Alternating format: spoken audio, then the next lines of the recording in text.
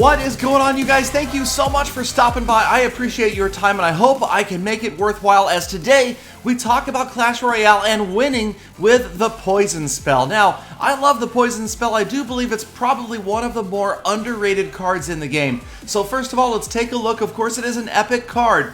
The key is, of course, that it does damage to towers as well as troops and slows them down, so it mitigates damage, meaning it causes troops and buildings to do less damage to your units.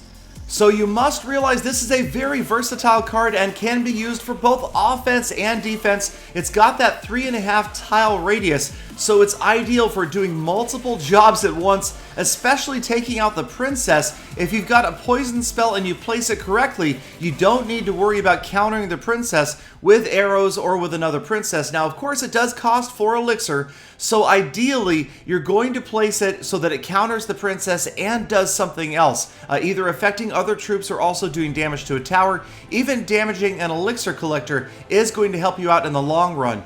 So the Poison Spell is a great card and also very effective against 3 Musketeers. It could have been used in that spot against the Goblin Barrel. Anytime you've got a group of troops, especially say Minion Horde, Poison Spell 4 elixir will take out a Minion Horde, as well as any other units in the area are going to see that slow effect and of course the reduced damage. So I'm holding on to it. I've had it this entire battle, but I haven't dropped it yet, waiting for just the right spot. The opponent does have 3 cards that are ideal for countering with the Poison Spell: the Princess, the Minion Horde, and the Goblin Barrel. But we've gotten a tower down without needing it yet, and I've still got it in pocket, just trying to focus on stopping this guy. Of course, now we have damaged the King's Tower pretty severely. We are a level 11 against a level 10, so we had that advantage. But the reason I wanted to show this was to show that sometimes you can damage multiple towers here. Now, of course, it's not helping out with the Tesla. Should the Tesla be up, then the Poison Spell would be doing work. But at this point,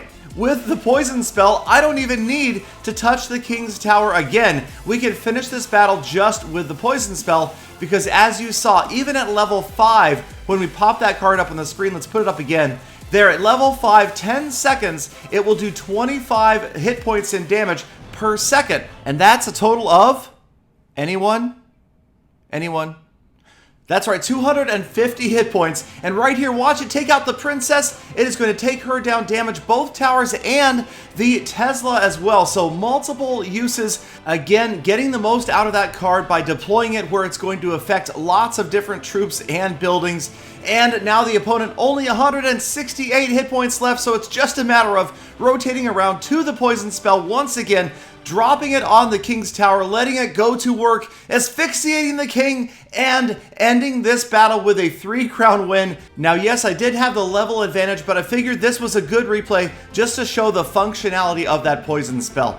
Again, it's important to remember it's 4 elixir, and the game is all about elixir trading and getting that elixir advantage, so you don't want to waste it. You definitely want to get as many different uses out of it as possible every time you put it down. Now, this opponent here, 11 versus 11, is also using a Poison Spell. So he's got a princess, so we've got right away cards that we know we can counteract. Also, right here, we're only damaging the tower and the elixir collector, but just that little damage of the elixir collector is going to prevent him from getting a big return on the investment of dropping that elixir collector. No longer will he see the profit. That damage will prevent it from getting that last drop of elixir back at the end of its cycle. So unfortunately though, I did use the Poison Spell early, and I can't use it to counteract the princess right here. Really wishing kind of at this point I had saved it. She is up, she is doing lots of damage to all sorts of units, and it's going to take me quite a while before I finally get to the princess and take her out of the picture. So the princess is down from the musketeer. Musketeer not really going to get any damage off, but maybe 1 shot on that tower. And my opponent back up with the elixir collector in that back corner once again.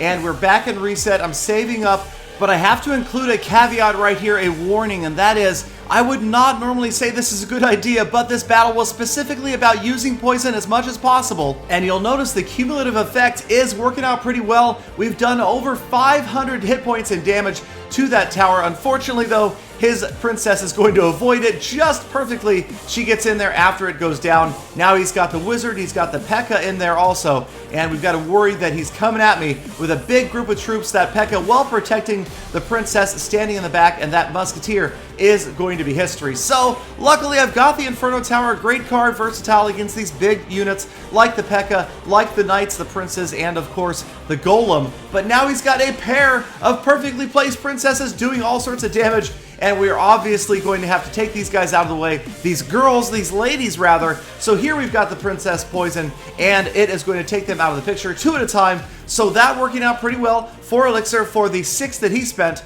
on those princesses, despite the fact that you have to consider she got a lot of damage in. So we'll give the advantage to the opponent on that one.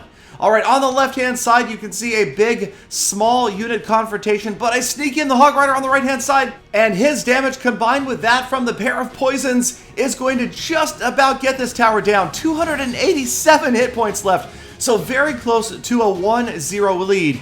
Now, the prince does get through. I only had the minion horde. They were not, of course, able to stop him from piercing that tower, but there it goes. The poison spell just again. I am failing miserably with these poison spells on the princesses, but it does eventually work out, and the tower, 7 hit points left. It's just a matter of one more shot from anything. As time runs out, we're going to cycle back through to, yes, the poison spell and win this game with the poison. There it is, 11 versus 11. The poison spell doing almost the majority of damage to that right lane tower.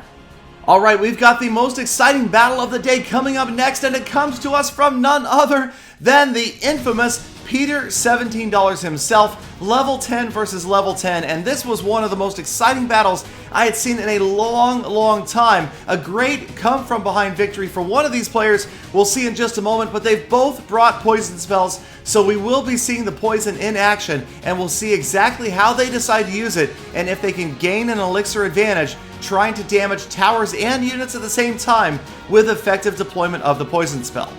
Now, we can see that Peter's opponent has the golem, but Peter does have the Inferno Tower, although it wasn't up early, wasn't available to him until very late, and there it goes. There is the first use of poison from Peter's opponent, and that is not only going to damage the units, but of course it also slows a little bit the damage from that Inferno Tower.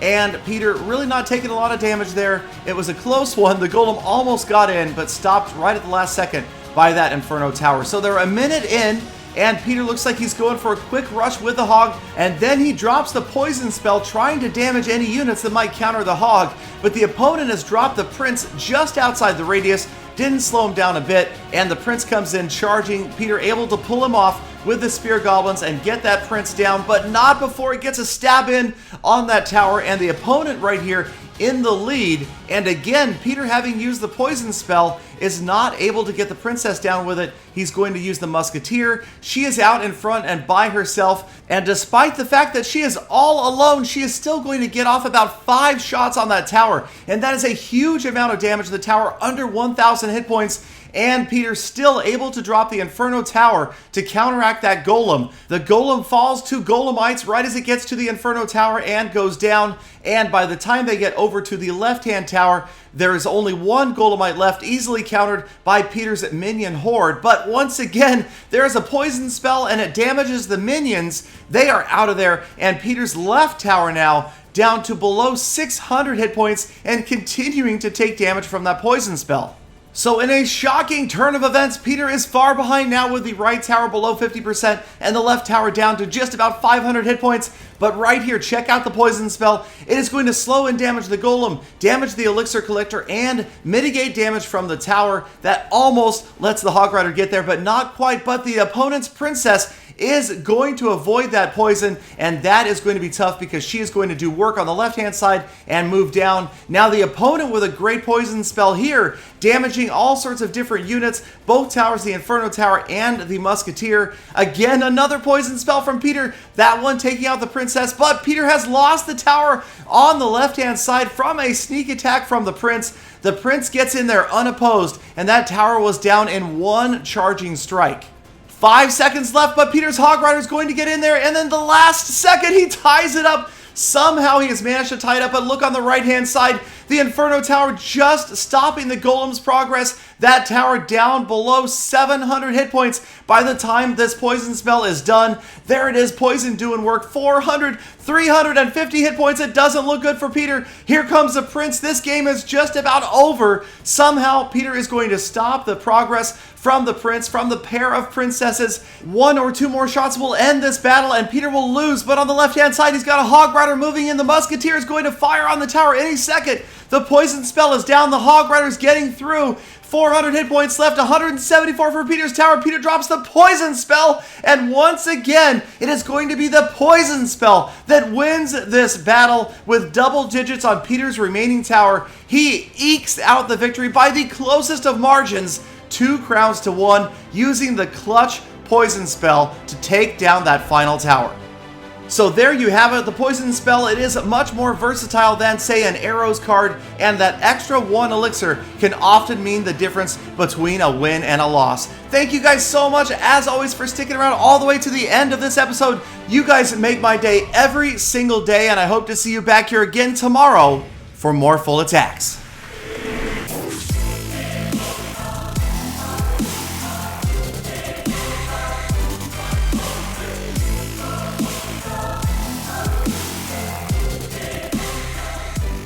Galadon, pretty impressive, eh? That's right. You're welcome.